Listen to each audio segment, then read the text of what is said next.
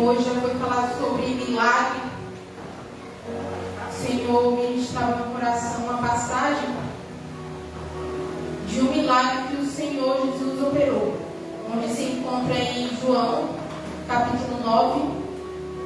Amém, irmãos?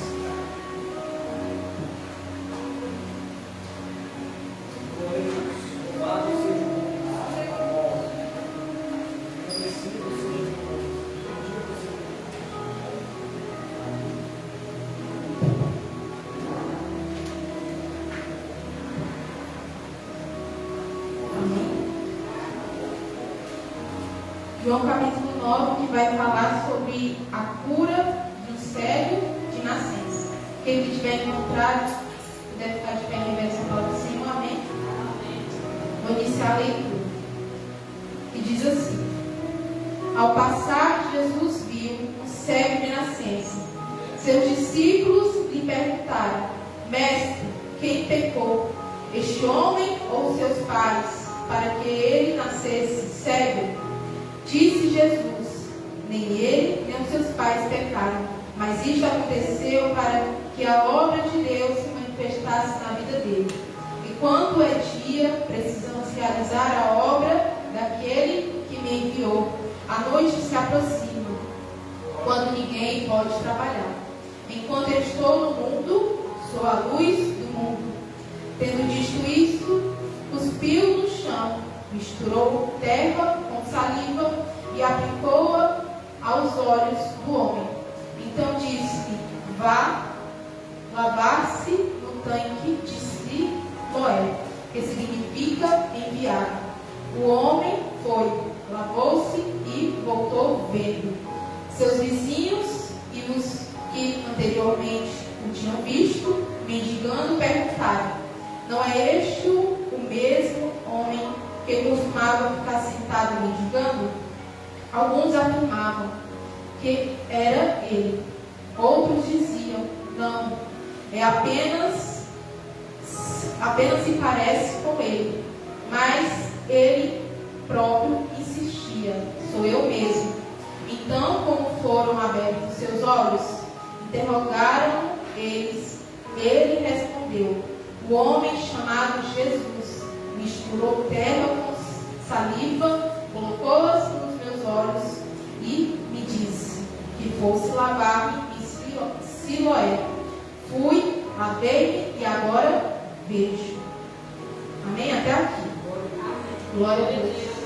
Aqui eu creio que seja uma passagem conhecida da igreja, onde esse homem, não identificado na palavra, não vai falar o seu nome, mas ele era cego de nascença, onde ali Jesus passava naquele lugar, onde ele avista aquele homem, e Jesus, ele se enche de compaixão dele, ele se enche de misericórdia. Uma palavra que o Senhor falava muito comigo, a palavra-chave de hoje: misericórdia.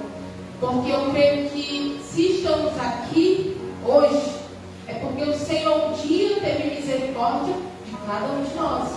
Assim como Jesus teve de misericórdia para com aquele cego, que vendo que aquele homem estava ali mendigando, porque ele era um homem a qual não teria possibilidade de trabalhar, não teria possibilidade de fazer qualquer outra atividade, porque ele não enxergava. Naquele tempo não era como os dias de hoje, que graças ao Senhor também, hoje pessoas que são cegas podem ter oportunidade de fazer algo, mas naquele tempo não.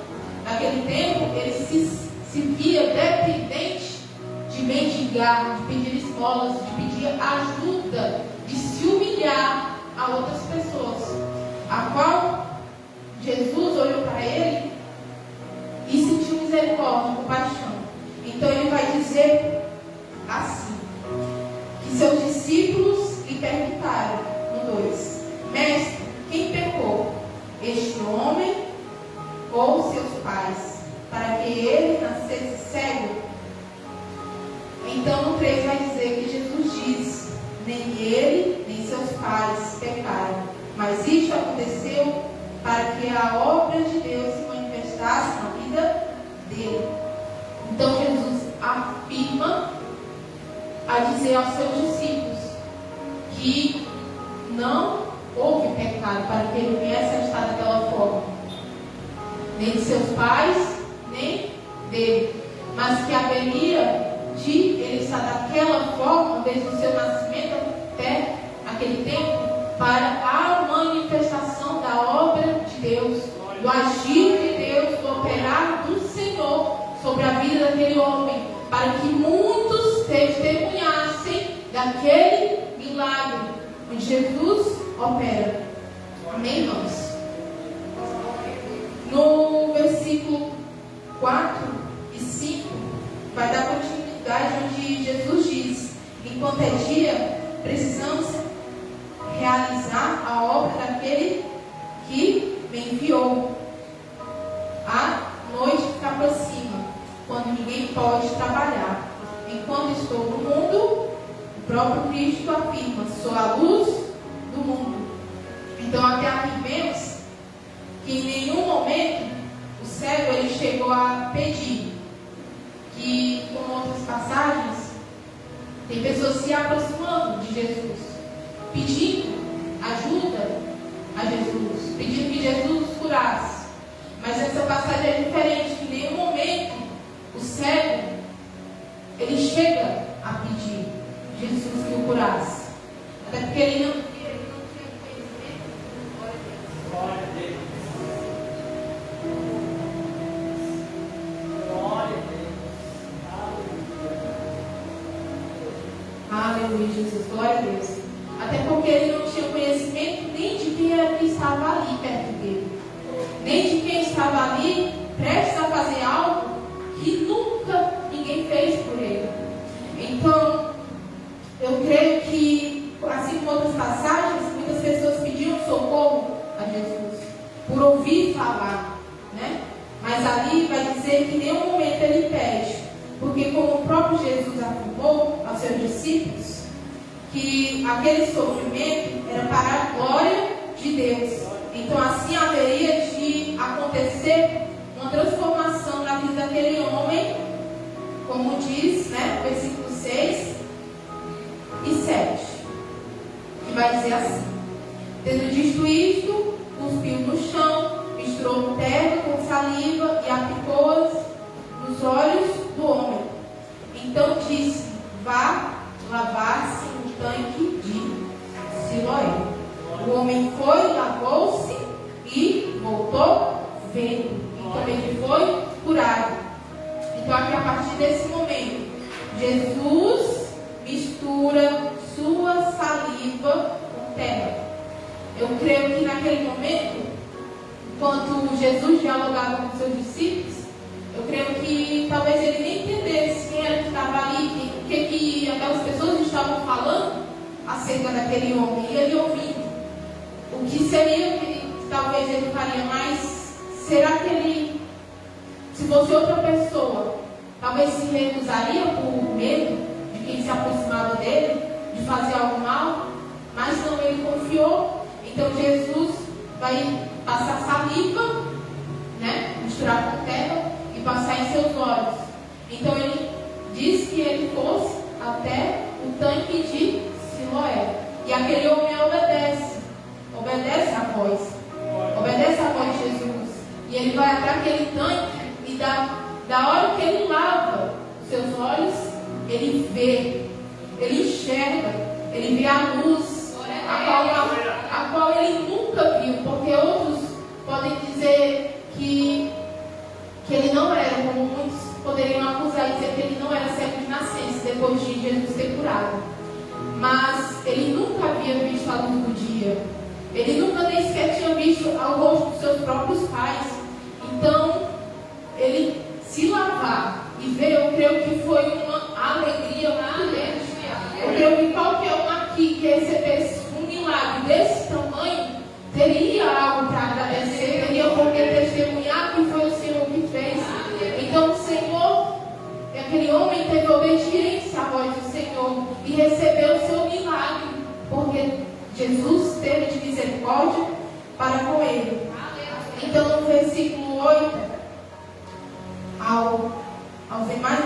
dizer que seus vizinhos e os que anteriormente o tinham visto mendigando perguntavam: não é este o mesmo homem que costumava ficar sentado mendigando? Alguns afirmaram que era ele mesmo. Então, hoje em dia, a gente tem uma... Glória a Deus. Hoje em dia, a gente tem uma grande nuvem de testemunho, como a palavra do Senhor fala. E assim, era naquele tempo, como era hoje. Porque é só o tempo que muda.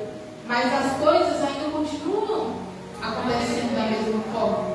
E assim ele era cercado pelo nuvem de testemunho, a qual viu que antes ele era cego e agora ele vê. Mas ainda mesmo assim, mesmo vendo, alguns ainda duvidavam que não era o mesmo homem. Ainda questionavam a dizer que não era o mesmo homem. Então, essa palavra fala acerca de que o homem, ele era cego, mas ele foi curado por Jesus. Foi dada a sua visão física, mas também vai falar que foi dada a sua visão espiritual. Então não apenas Jesus curou o físico, mas também curou o espiritual, a sua visão espiritual. Eu creio que muitos daqui tendem a contar que um dia foram cegos. Assim como eu, um dia eu fui cego, eu não tinha o conhecimento da palavra, não tinha a revelação da palavra, eu não conhecia de fato Jesus. E assim um dia também Jesus abriu os meus olhos espirituais. Assim como eu creio que o Senhor abriu os olhos espirituais de cada um que está nessa noite. Eu creio que um dia o Senhor também olhou com seu olhar de misericórdia e deu a visão espiritual, a qual um dia também, eu acredito que assim como no começo da minha trajetória, muitos apontaram, muitos julgaram, muitos chegaram a questionar: esta pecadora ou este pecador agora é um cristão, agora diz estar atendendo a Deus, né? Porque muitos questionam, muitos perseguem e muitos falam contra. Às vezes uma pessoa diz receber um milagre e muitas pessoas, por não crer em Deus, diz que não acredita, diz não acreditar, e de fato não acreditam porque são incrédulos, porque de fato não conseguem ver. Aleluia, Jesus. Aí seguindo, aqui vai dizer assim: então assim haveria de haver uma transformação na vida daquele homem, quando fala no versículo 6 e 7, e ele já estava curado após isso, e Jesus o curou. Pois o homem obedeceu à voz de Deus, de Jesus, quando ele vai ao tanque e se lava. Então, no mesmo instante, ele pode ver. Com isso, houve a realização do que foi que Jesus tinha falado lá no versículo 3, que era para a glória de Deus. Amém, irmãos? Então, ele é curado. Jesus não somente curou físico, a sua visão física, quanto a sua visão espiritual, para que não somente esse milagre, como tantos outros que Jesus operou, por compaixão e misericórdia. Amém? E aqui vai dar continuidade no versículo 13, onde vai dizer assim: levaram aos fariseus o homem que fora cego. Era sábado, um dia que Jesus havia misturado terra com saliva e aberto os olhos daquele homem. Então os fariseus também lhe perguntaram como ele recuperava a vista. O homem respondeu: ele colocou uma mistura de terra com saliva em meus olhos, e lavei, e agora vejo. Alguns dos fariseus disseram: este homem não é de Deus, pois não guarda o sábado. Então os próprios fariseus falavam àquele homem, ao questionar se ele era um homem que era cego, quem era aquele que tinha curado. E ele vai dizer, eles vão dizer que aquele homem não era de Deus, porque eles estavam trabalhando no dia de sábado, a qual eles tiravam para descansar e não trabalhar, e não fazer a obra do Senhor. Mas como a gente tem conhecimento da palavra, que nós sim somos limitados, como foi falado nesta noite, nós sim descansamos, nós sim ficamos fadigados, cansados, sobrecarregados, mas Deus não. Então o que Jesus fazia era a obra de Deus. Então ele era usado pelo próprio Espírito de Deus, e ele operava milagres, assim como ele opera até hoje, sem hora, sem data marcada. Ele opera, faz, desfaz na hora que ele quer. Então quem é o dono de tudo é o Senhor, e se ele faz, não há quem diga que ele não possa fazer. Amém, irmãos? Glória a Deus. Aqui no versículo, continuando no 16, mas outros perguntavam: como pode um pecador fazer tais milagres? E houve divisão entre eles. Tornaram a perguntar, pois, ao cego, que diz você a respeito dele? O que diz você a respeito dele? Foram os seus olhos que ele abriu. O homem respondeu: ele é um profeta. O cego achava, por não ter conhecimento de quem Jesus era, dizia que Jesus era um profeta porque o curou. Então no 18 vai dizer: os judeus não acreditavam que ele fora cego e havia sido curado enquanto não mandaram buscar seus pais. Então perguntaram: é este o seu filho, o qual vocês dizem que nasceu cego? Como ele pode ver agora?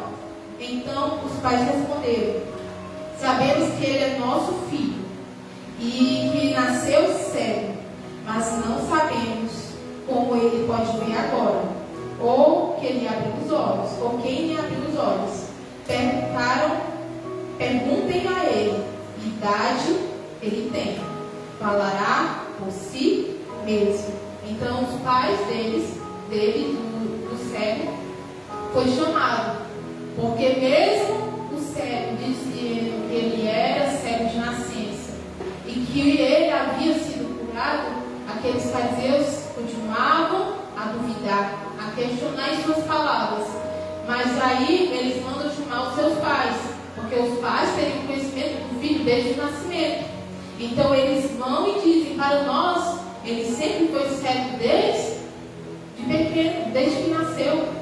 E aí vão dizer que ele poderia falar por ele próprio. Então quer dizer que ele já era um homem que já tinha idade para responder pelas suas próprias ações, pelo que acontecia com ele.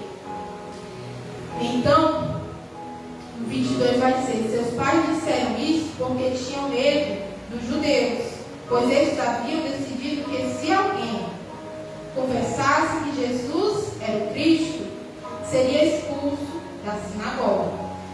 Foi por isso que seus pais disseram: idade ele tem. Perguntem a ele. Pela segunda vez chamaram um homem que fora cego e lhe disseram: para a glória de Deus, diga a verdade. Sabemos que este homem é pecador. Ele respondeu: não sei se ele é pecador ou não. Uma coisa eu sei: eu era cego e agora vejo.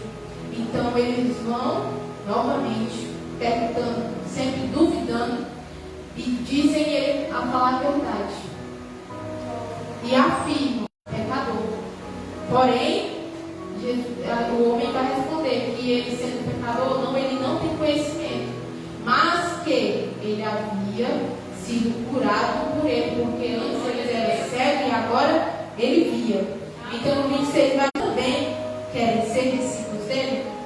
Aqui eles tanto questionavam porque eles queriam saber de fato se ele iria confessar que era Jesus que tinha curado, que Jesus era o Cristo, que era aquele a qual eles perseguiam naquele tempo. Se eles porventura teriam uma brecha para poder acusar aquele homem e expulsar daquele lugar, porque é assim que eles faziam, eles expulsavam. Então Eles temiam isso. E assim ele dá continuidade, perguntando, e novamente ele afirmando. E ele chega, o homem até dizer aos fariseus: será que vocês estão... Ele pensa, talvez os fariseus com muita curiosidade: será que eles não querem ser discípulos dele, de Jesus? Será que os fariseus não querem ser seguidores de Jesus? Então no 28 vai dizer: então eles o insultaram e disseram: discípulo dele é você. Nós somos discípulos de Moisés. Sabemos que Deus falou a Moisés, mas quanto a esse, nem sabemos de onde ele vem. Irmãos, eu creio que aqui tais coisas os fariseus não sabiam nem o que estavam afirmando, porque eu analisando esses dois versículos, como é que os fariseus diziam seguir a Moisés, um homem usado por Deus, um homem que ouvia a voz de Deus e obedecia a Deus. Como é que os fariseus diziam seguir este homem de Deus, sem de fato seguir a verdade a qual Moisés seguia? Porque aqui eles diziam ter conhecimento, diziam seguir, mas não eram seguidores de fato. É como aqueles que, às vezes, muitos lugares, se diz conhecer a Deus, se diz estar à vontade de Deus, se diz estar seguindo aquilo que agrada ao Senhor, mas não conhece. Como esses homens viam Cristo, mas não o reconheciam como seu Senhor, não viam e enxergavam como seu Senhor, não escolhiam não acreditar, mesmo vendo. É aí que muitas das vezes eu pego meditando. Às vezes tem pessoas, como um ditado, né? Não é na palavra, mas tem pessoas que escolhem ver para crer. Mas o certo não é isso, né? Para a gente crer no Senhor, precisamos crer mesmo sem ver. Precisamos acreditar em coisas mesmo sem ver. Porque se a gente for só esperar para crer vendo, muitas das vezes a gente vai se frustrar. Muitas vezes não vamos de fato reconhecer de verdade o nosso Senhor. Porque naquele tempo muitas pessoas o viam e mesmo assim não criam, assim como os fariseus não criam em Jesus, que era o Cristo, o Filho de Deus. O homem respondeu no 30: ora, isto é extraordinário. Vocês não sabem de onde ele vem, contudo ele me abriu os olhos. Sabemos que Deus não ouve pecadores, mas ouve o homem que teme e pratica a sua verdade. 32. Ninguém jamais ouviu que os olhos de um cego de nascença tivessem sido abertos. Se esse homem não fosse de Deus, não poderia fazer coisa alguma. Diante disso, eles responderam: você nasceu cheio de pecado. Como tem a ousadia de nos ensinar? E o expulsaram. Então ele afirma: como é que Jesus, o cego afirma, como é que vocês dizem que ele é um homem pecador, que ele não é de Deus? Se ele operou, né? Se ele fez isto nele, que ele antes era cego e agora via. A partir do 35 vai dizer a cegueira espiritual. Jesus ouviu que o haviam expulsado e ao encontrá-lo disse ao homem: você crê no Filho do Homem? Perguntou o homem: quem é ele, Senhor, para que eu nele creia? Então no 37 Jesus diz: você já tem o visto, é aquele que está falando com você. Então o homem disse: Senhor, eu creio, e o adorou. Como nesta noite já foi falado sobre adorar o Senhor, porque o Senhor tem operado milagres, o Senhor tem operado maravilhas, o Senhor tem olhado com o seu olhar de misericórdia. E assim ele falava com aquele homem, perguntando se ele havia de crer no Filho do Homem, que era E ele pergunta: quem é aquele homem, Senhor? Quem é ele? Para que ele cresce nele. Então ele vai dizer: é o próprio que fala contigo, é o próprio que está aqui contigo. Como quem diz: sou eu, sou o próprio teu Senhor. Então crê em mim, como a palavra de Deus diz. Então vai dizer que no 39, disse Jesus: eu vim a este mundo para o julgamento, a fim de que os cegos vejam e que os que veem se tornem cegos. Essa é a palavra do Senhor. No 39 vai dizer que o Senhor veio para o julgamento, a fim de que aquele que não enxerga venha a enxergar, e aquele que enxerga venha a se tornar cego. Que aqui é como se ilustra nessa passagem a vida de um homem, né, que não tinha pecado algum, mas muitos o julgavam, muitos os condenavam, muitos os apontavam, tanto sua família quanto ele, que eles haviam pecado. Mas, como o próprio Cristo disse, não havia pecado, mas aquilo era obra para que seja manifestada através da vida dele, para a glória do Senhor. E assim ele teve sua visão aberta. Glória a Deus. E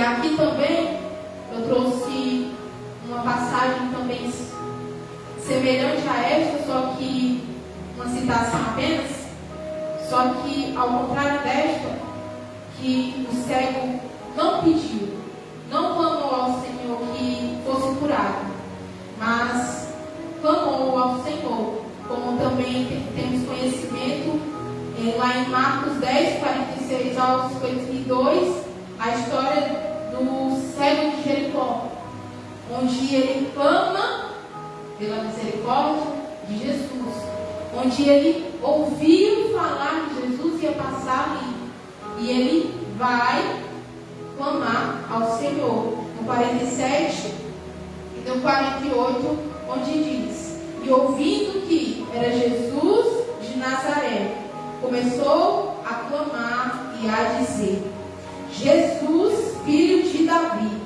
tende misericórdia de mim. E continua no 48, e muitos o repreendiam para que se calasse, mas ele clamava cada vez mais: Filho de Davi, tende misericórdia de mim. Então é isso que o Senhor tem para oferecer: misericórdia. A qual aquele cego, ao contrário do outro, esse clamou por misericórdia, porque ele reconhecia, no íntimo ele reconhecia que tinha uma necessidade de Cristo na vida dele, que tinha uma necessidade dele ir ao encontro do Senhor para que fosse curado. E assim como o outro, ele também foi curado da sua cegueira espiritual, a qual nesses últimos tempos só o que tem, né? Assim o Senhor, como naquele tempo tinha de misericórdia, ele continua tendo misericórdia.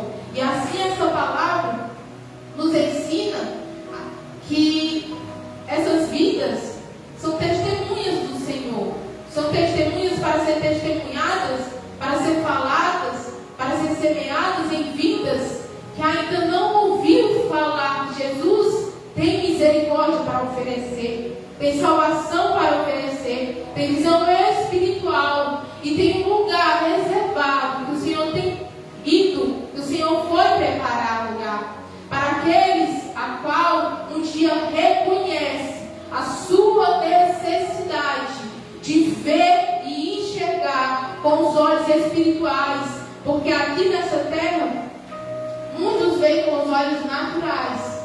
Não é porque somos daqui que pertencemos eternamente aqui. Aqui é uma passagem a qual o Senhor nos permite passar. Como foi falado nessa noite, a gente não é nada. No falar do Senhor, nossa vida pode acabar aqui. E a nossa alma, e aquilo que o Senhor tem reservado para nós, para aqueles que realmente reconhecem e confessam o Senhor e clamam pela misericórdia do Senhor. Aleluia. E no 51, versículo, vai dizer, e Jesus falando disse: que queres que eu te faça? E o cego me disse: mestre, que eu tenha vista. Então, no 52, Jesus diz: vai, a tua fé te salvou. Logo viu e seguiu a Jesus pelo caminho. Glória a Deus.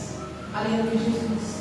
Então eu concluo essa passagem dizendo que Jesus Cristo é poderoso para curar. Jesus Cristo é poderoso para ter de misericórdia. Jesus Cristo é poderoso para transformar vidas. Se um dia nos era de uma forma, hoje já não somos mais, pelo poder da transformação de Jesus Cristo em nossas vidas. Então, Deus é poderoso para nos dar a visão espiritual. Assim como lá em João 8,12 vai dizer, Jesus vai dizer: eu sou a luz do mundo. Quem segue não andará em trevas, mas terá a luz da vida. Assim como um dia, eu falo por mim mesmo, sou testemunha viva, que um dia eu andava em trevas, eu andava em escuridão, sem direção do Senhor. Mas um dia, assim como essa palavra diz, eu encontrei a luz que é Jesus Cristo. E assim como em 2 Coríntios diz, do capítulo 4 e versículo 4 ao 6, vai dizer: e Deus brilhou a luz que Deus brilhou a luz de Cristo no coração para a iluminação do conhecimento de Deus. Assim como também lá em Marcos 2:17 vai dizer que Jesus veio para os doentes, os necessitados.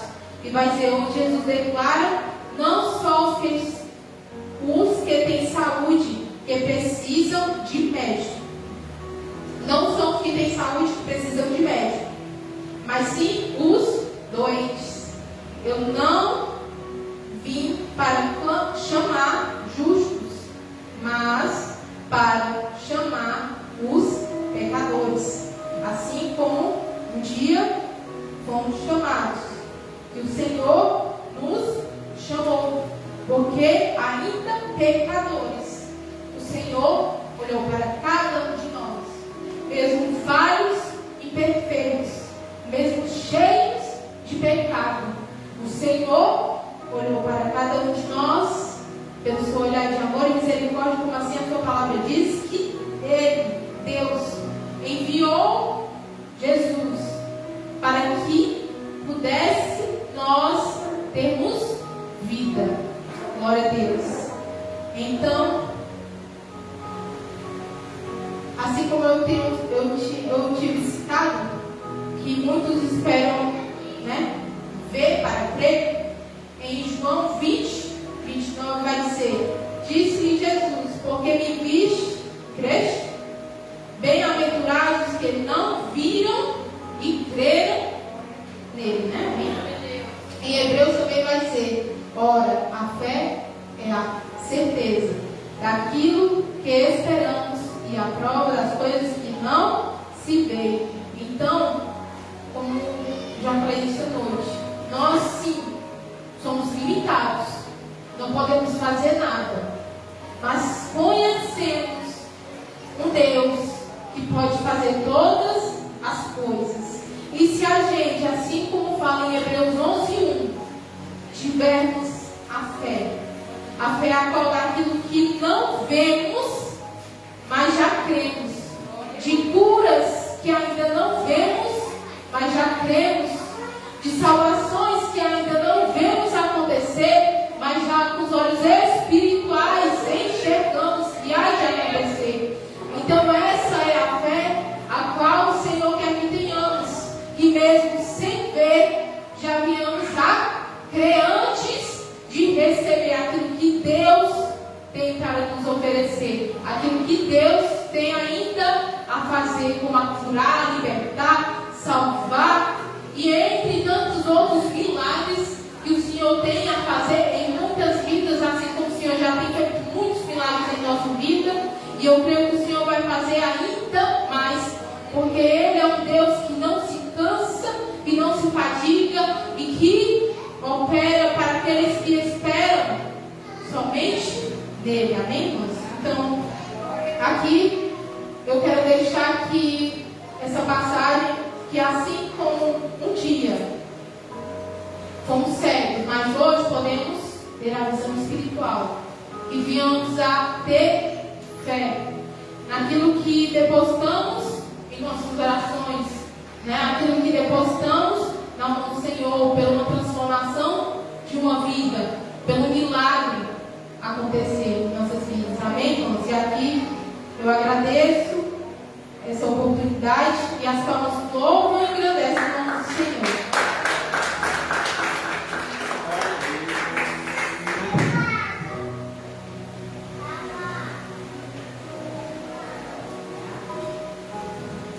Glória a Deus, aleluia. Amém, amados? Vamos se colocar de pé. Vamos agradecer a Deus por esse alimento espiritual. Senhor Jesus, continue abrindo as nossas visões no mundo espiritual, assim como Ele abriu os olhos do cego de nascença, assim como Ele abriu os olhos do cego de Jericó, assim como Ele abriu os olhos espirituais de cada um de nós, que Ele continue nos dando visão de águia para prosseguir nesta caminhada, glorificando e exaltando o Seu nome. Quero louvar a Deus pela vida da irmã Laís, pela vida do diácono Nael, por os irmãos em Cristo Jesus que estão conosco nesta noite. Os amados irmãos, continuem orando, intercedendo um pelo outro. Assim eu peço nesta noite, em nome de Jesus Cristo. Pai, eu louvo a Deus por esta palavra ministrada, Deus de Israel, ao nosso coração. Que o Senhor continue, Pai, nos guardando, nos protegendo, nos livrando, Senhor, de tudo aquilo, Senhor, que não provém do Senhor. Abrindo, Pai, os nossos olhos no mundo espiritual, para que a gente possa contemplar aquilo que o Senhor está preparando para cada um de nós. Que o Senhor nesta noite possa conduzir a tua igreja guardada debaixo da tua mão de poder. E da mesma forma que o Senhor trouxe eles, conduza eles novamente para os vossos lares. Que os anjos do Senhor estejam acampados sobre cada lar, sobre cada família. Assim eu te peço, Senhor, dá um final de semana maravilhoso e é na tua presença. Como assim esse culto nesta noite, Senhor, foi maravilhoso. Faz assim também no culto de domingo, no culto de louvor e adoração, a qual a tua igreja vai expressar o louvor e adoração ao Senhor, porque toda honra e toda glória e todo louvor nós damos a ti, Senhor, e graça nós te damos em nome de Jesus Cristo. Amém. E as palmas louvam e engrandecem o nome do Senhor. Amados, fecharem os vossos olhos e faça assim com as vossas mãos. Que o grande amor de Deus e a graça do nosso Senhor e Salvador Jesus Cristo e as mais doces consolações do Santo Espírito de Deus esteja convosco e esteja conosco e todo Israel na face da terra. Somente aquele que crê, diga amém. Amém. As palmas louvam e agradecem ao Senhor. E a paz de Jesus ao seu irmão e ao visitante desta noite, em nome de Jesus Cristo.